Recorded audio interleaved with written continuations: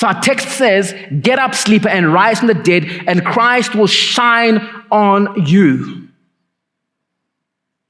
It is at that time when you are sitting in darkness, when the faith community turns the lights on in the room, but not only that, we come alongside you and we shine the light into you. And say, wake up from that sin. Wake up from that place. Get up. You aren't called to live like this. You're meant to be light, not darkness. As we said earlier on, if you're a child of Jesus, you're not only accountable to him, you're accountable to us. You are accountable to those whom you belong to. The walk of holiness is part of our faith. We need to walk in holiness. If I was to be in sin, I expect you to come to me and say, Dumi, you need to get up. You can't just let me be. Because I might think, oh, you're so judgy. As a fellow believer, I said, brother, you need to get up. And we do that not because we're judgy, but because we love you and we're trying to save you from a lot of hurt. Sin hurts. I like what J.C. Riley says about sin. He says, sin never says to us, I am a deadly enemy and I want to ruin you forever in hell. Sin is always like, come, let's go have a fun time. But it never shows you to where you'll end up. You see, the devil has a 3-point plan.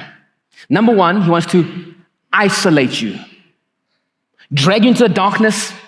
And then when you are beginning to enjoy that, he says, actually, let's just ignore all those other guys. Let's be away from them. Anyway, they'll point a finger at you and say that you're the loser. So isolate.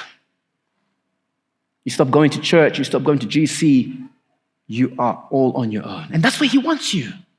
Because once you're isolated, he captures you. We're not talking state capture here, devil capture. Okay? He captures you, and when you're captured, you will feel like you're in a cycle of sin where you never get out. I'm so deep in this sin, I want to stop, but it has control over me to the point that I begin to feel, what's the point of stopping? Let me just do it again, and again, and again, and again. And when sin has you captured, it will ultimately destroy you. That's Satan's plan. Isolate, capture, and destroy.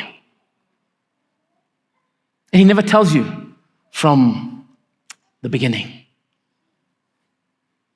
But it doesn't end there. I wish it did. Because only you'll be destroyed. But remember what we've been saying. You are a part of a family with other children alongside you. Your sin affects other people. Your sin affects others in your faith community.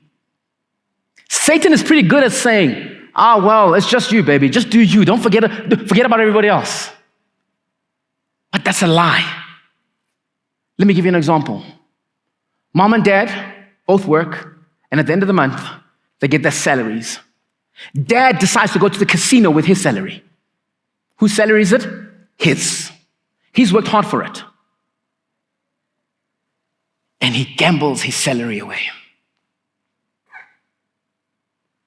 Even though it belongs to him, that money, when he gets home, they're affected by his sin.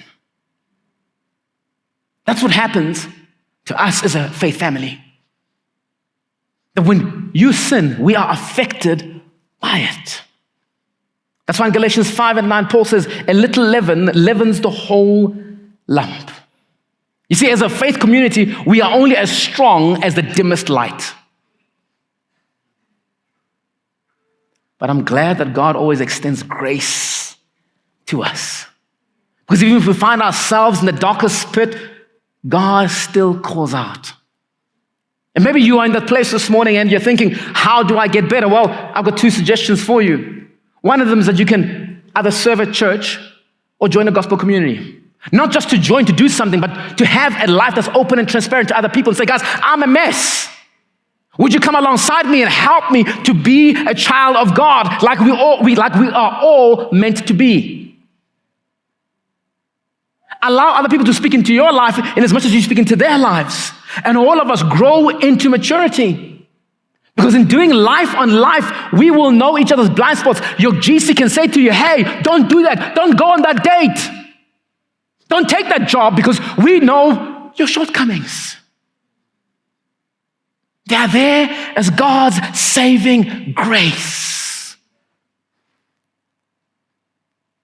But we also have a wonderful care and counseling community that will counsel you, that will care for you, and ensure that you get out of that miry place.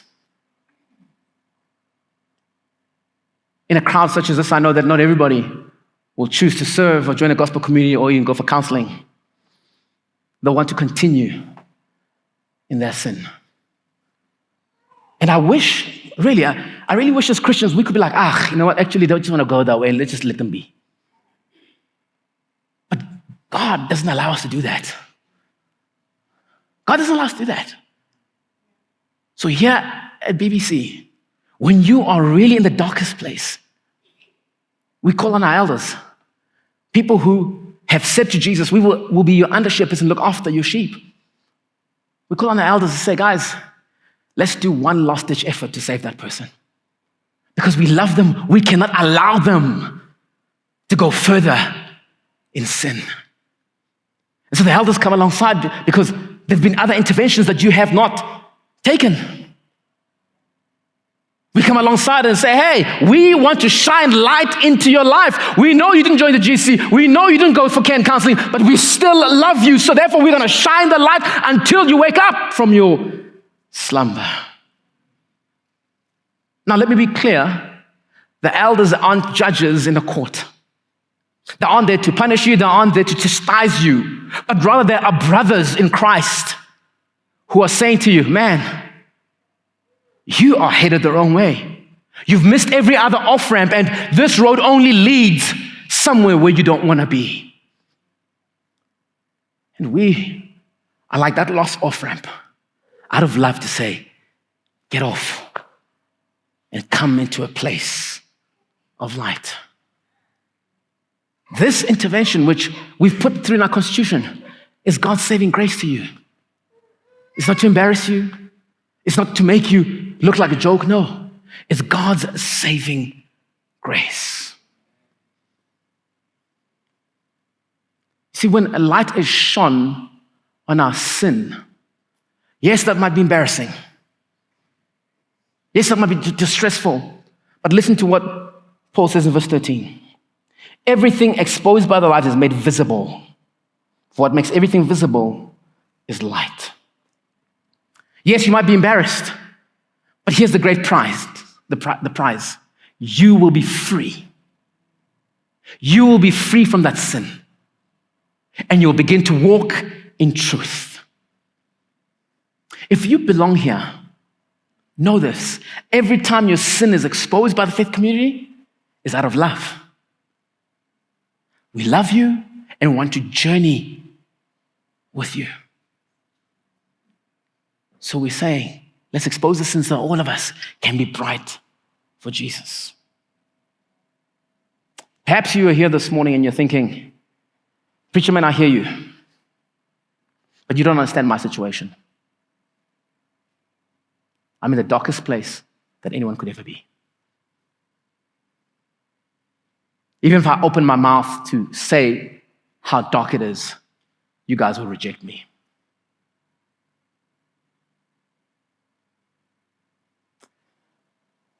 Because of all the load shedding, some of my neighbors, all my neighbors, have installed either generators or solar.